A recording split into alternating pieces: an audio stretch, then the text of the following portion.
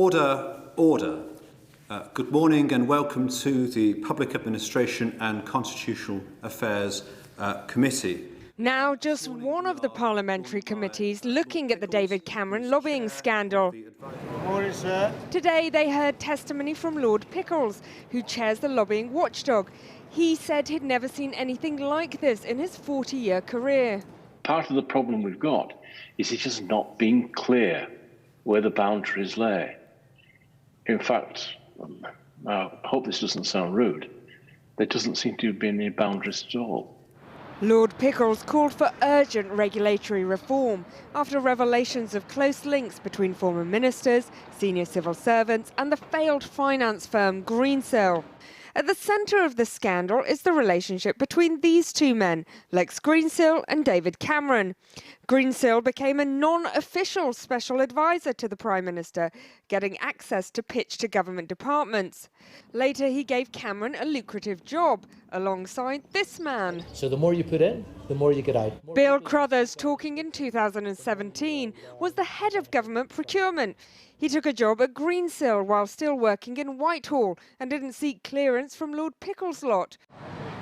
His defence was that it was sanctioned by the Cabinet Office and that he wasn't alone. Lex Greenhill, Lex, where are you? Give us a wave. This has raised all sorts of questions about the oversight on private sector roles, first sparked by Cameron's position with Greensill.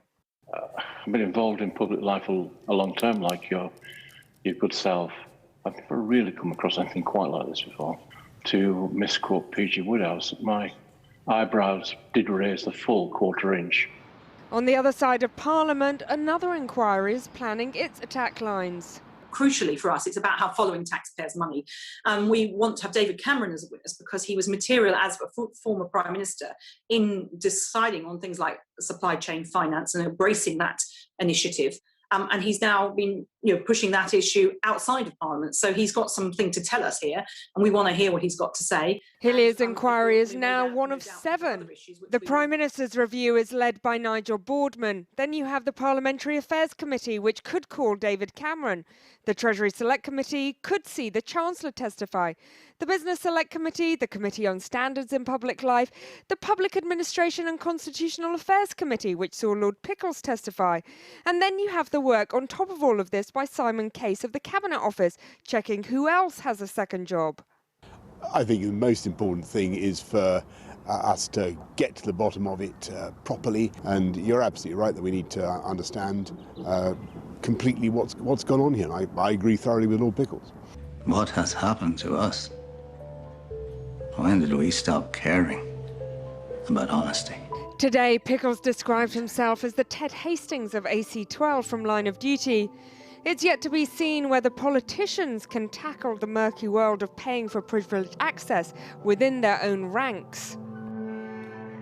This is an incredibly complex story. On the one hand, you've got what's going on in Parliament and the issues around lobbying, but then there's a whole other story which relates to the actual companies behind what's going on. First, Greensill, which has collapsed and is being investigated in Germany for potential balance sheet manipulation. Then you have Liberty Steel, the company that borrowed billions and is now fighting for its survival. It says it's done nothing wrong but relied too heavily on one lender. But there are growing questions over company links, opaque structures, the nature of the invoices that were used to borrow the money.